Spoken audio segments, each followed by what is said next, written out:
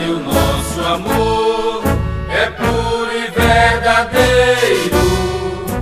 Das tuas pedras, as águas dos teus rios, dos teus campos ao luar. És pra mim a terra mais amada desta terra potiguar.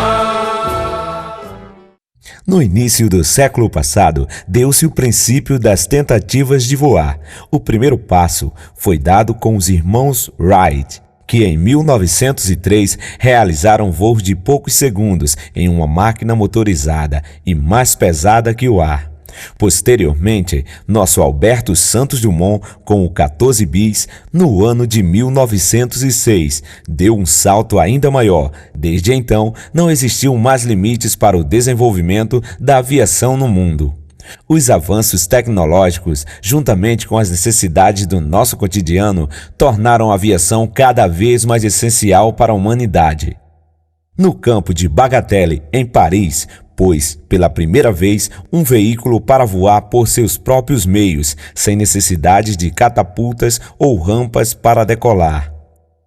Nesse contexto, podemos citar Arturo Ferrarin e Carlo Del Prete, protagonistas desse cenário, que mostraram ao mundo não somente o alto nível alcançado pelos italianos na aviação da época, mas também a capacidade que seus aviões possuíam de alcançar recordes.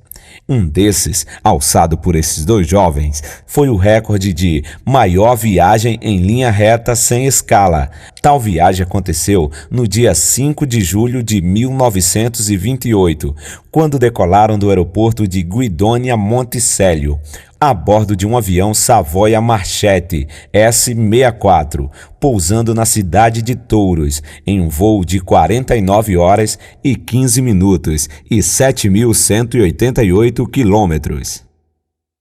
Em uma época onde a Itália vivia sob o forte comando de Benito Mussolini, os jovens e ousados Ferrarin e Del Prete decolaram na tarde de 3 de julho de 1928, de uma pista próxima a Roma, em sua extraordinária aeronave Savoia Marchetti S-64. Os italianos voaram sobre o mar em uma aeronave que não utilizava flutuadores, que possuía grande parte de sua estrutura em madeira, a uma velocidade média de 170 km por hora, sem maiores recursos tecnológicos, com apenas um pequeno radiotransmissor, que, entretanto, não tinha sistema de recepção, deixando-os surdos em relação ao que acontecia ao seu redor. Na tarde de 5 de julho, o Savoia chegou à costa do Brasil. Saudações enviadas por rádio são captadas em Pernambuco. Após sobrevoar em Natal, seguem rumo sul, porém o mau tempo os impede de alcançar a Bahia, só lhes restando dar meia volta. Com o combustível acabando e o céu fechado, a dupla decide pousar na areia, a cerca de meio quilômetro da praia, 90 quilômetros ao norte de Natal, perto da então Vila de Pescadores de Touros, bem onde o litoral do Brasil faz uma curva de quase 90 graus, lembrando uma esquina no mapa. Com um curto pouso, sem danos mais sérios do que um trem de pouso quebrado e um rombo na fuselagem, o S-64 e seus tripulantes estabeleceram o novo recorde mundial de distância em voo contínuo, com 7.188 quilômetros percorridos em 49 horas e 15 minutos. Esse feito assombrou a todos, mostrando ao mundo, em que grande parte ainda utilizava a tração animal como principal meio de transporte, as enormes vantagens da aviação.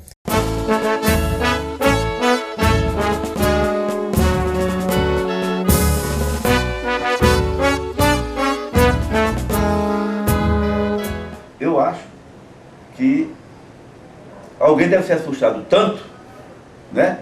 Que se fala, por exemplo, quando o primeiro carro chegou aqui, gente correu, gritou, mulher abortou, tá entendendo? Tiveram crise de nervo. Pior, um avião desse, tá entendendo?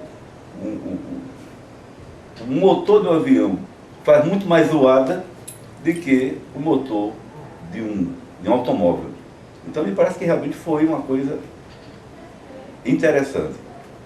Há uma fotografia desse avião, que está inclusive no site do Museu da Rampa, e a gente vê a quantidade de pessoas em volta da aeronave, tentando deslocá-la para um barco que veio pegar esse avião e levar para Natal. Por coincidência, esse barco era pilotado pelo primeiro marido da minha mãe. A coincidência disso aí, o primeiro marido da minha mãe casou era o comandante desse barco, que era uma espécie de chaleira, de rebocador. Uma espécie. Então, me parece que essas pessoas realmente algumas pessoas entraram em pânico, não é? Por informações não vindas da época, mas por informações que nós temos, pela preocupação do medo, né? Era uma época que não tinha energia elétrica, né? As pessoas tinham crenças primitivas, como lobisomem, né? A mula sem cabeça, o menino que gritava no mês de maio, não é? Então eu acho que realmente foi uma coisa dessa natureza aí. Olha, e essa história do Savoia, eu sei, não é por mim, porque eu não alcancei, né? Não era do meu tempo, era do meu tempo de meus pais. Porque eles contavam essa história e para nós saber como foi, né? Aí mamãe disse que nessa tarde, esse avião pegou andar aqui, assim, na base de 1h da tarde, só voando, corria para Mãe Natal, voltava de novo, tornava aí, e o pessoal tudo, sabe, quando o povo vem as coisas dessas, é tudo correndo, né? O pessoal tudo correndo, o avião vai cair. E eu sei que mamãe disse que na hora que o papai chegou da maré, o avião desceu. Quando ele veio, mamãe já tinha acabado de comer e estava lavando a louça quando o avião deu a volta aqui perto da boca da barra e desceu bem baixinho mesmo. Aí o povo corria tudinho, era aquele bando de gente, era meio com a procissão na praia.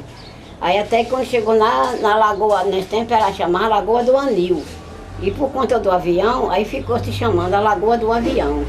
Era lá, né? Na baixa do farol, perto do pé do farol, tinha essa lagoa que a gente tomava banho, lavava a roupa lá, tudinho, chamava a Lagoa do Anil, que ela era bem azulzinha. E depois pegou se chamar a Lagoa do Avião. Foi o tempo que secou as águas, aí ficou aquela baixa, o avião pousou ali. E aí o pessoal corria. Eu era muito pequena ainda, que eu não me lembro. Mamãe é quem contar essa história. Aí eu só sei que ficou lá muita gente, foi muita gente mesmo, aí eles saíram do avião. Eles ficaram muito assim, admirando onde era aqui, né? Ninguém sabia, eles não entendiam. O pessoal, ele perguntava, mas não quem é que respondia? Ninguém sabia, né? Ficava tudo olhando para ele e ele para o pessoal. Até que ficou lá umas pessoas e eles vieram com eles dois, né? Era o Ferreirinho e Del Preto. Aí eles vieram. Mamãe disse que quando chegou ali no Bascoqueiro, ela estava comigo no braço, tão grande eu era, né? Ela estava comigo ali no braço. E lá vem o povo, todinho com ele, dois. Sei que aí passaram aqui, ficaram naquela Ponte Velha, e o povo era gente. E aí ele perguntava as coisas, ficava admirado. E olhava para o povo olhava para eles, mas não sabia responder nada. Aí até que teve aqui um velho, por nome Pereira, que é da família de Geraldo Lopes, né? Aí, ele perguntou se aqui tinha capitania, mas em outras... Boa tarde. Quero não. Aí ele, já em outras línguas, né? Mas ele não entendeu. Aí o que é que ele respondeu? O caminho é por aqui. Aí ficou esse pagode do caminho é por aqui, sabe? Até muitos tempos. Aí o povo ainda dizia. Aí eu sei que eles foram para a casa do padre, aí o padre foi quem veio e eles ficaram na casa do seu Júlio Maria, foi. E o padre veio, que foi quem entendeu a fala deles. Aí eles conversou muito com o padre Fortunato. Mamãe tudo contava a gente, muitas coisas eu gravei. E eles conversou muito com ele, aí perguntando, aí foi que ele disse que aqui era a Vila de Touros, né? Não era cidade, era a vila. Uma vilazinha pequenininha. Ele ficou muito admirado por ter ficado aqui, o povo, ele ria com o povo.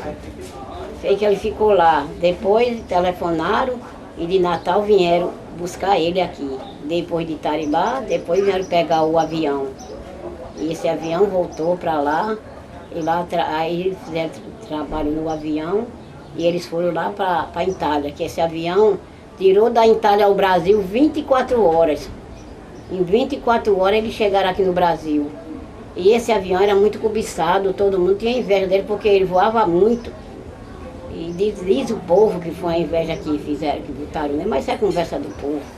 Eu sei que é porque algum problema deu mesmo, né? Foi problema que deu mesmo. E eles voltaram para lá, e de lá consertaram o avião novamente e ele ainda voltou para o Brasil. Foi o tempo que ele deu outra carreirinha para a banda do Rio e lá foi o fim dele.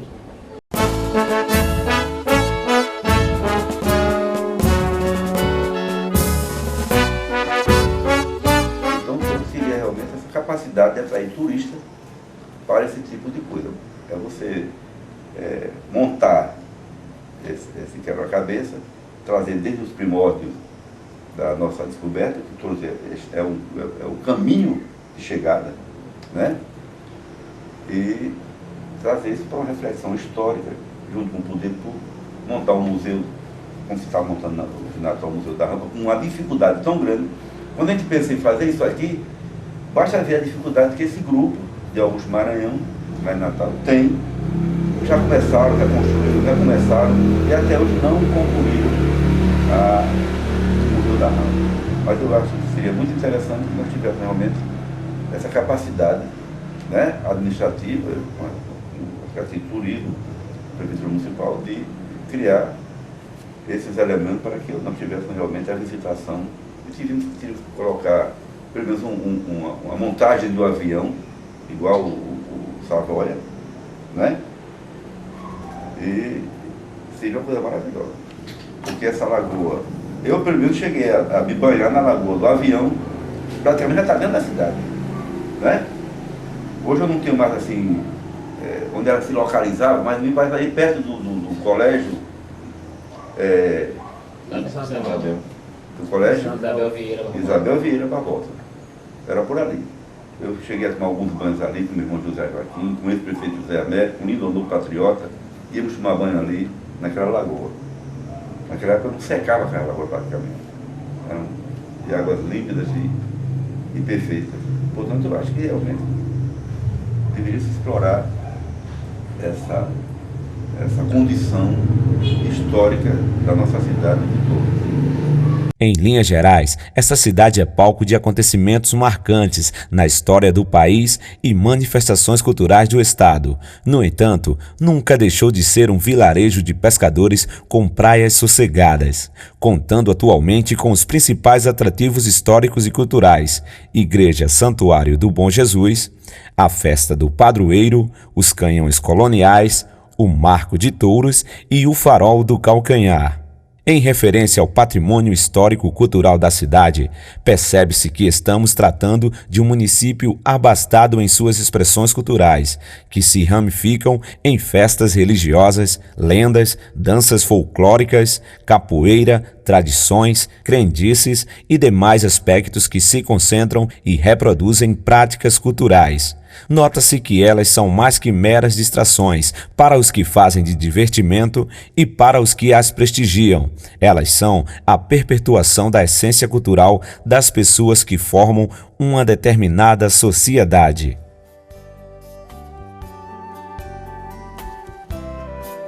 Esse ato colocou definitivamente o Rio Grande do Norte e Touros, com a sua vantajosa posição geográfica, na história mundial da aviação.